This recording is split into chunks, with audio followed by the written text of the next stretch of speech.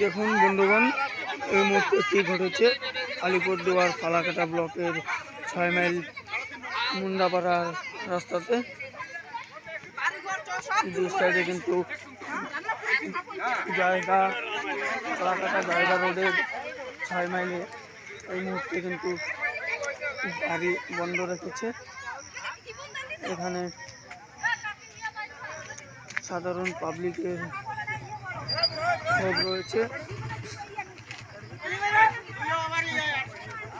দুই সাইডে গাড়ি বন্ধ রেখেছে 6 মাইল। এই মুহূর্তে কিন্তু সব গাড়ি কিন্তু এখানে দাঁড়িয়ে রয়েছে, আপনারা দেখতে পাচ্ছেন।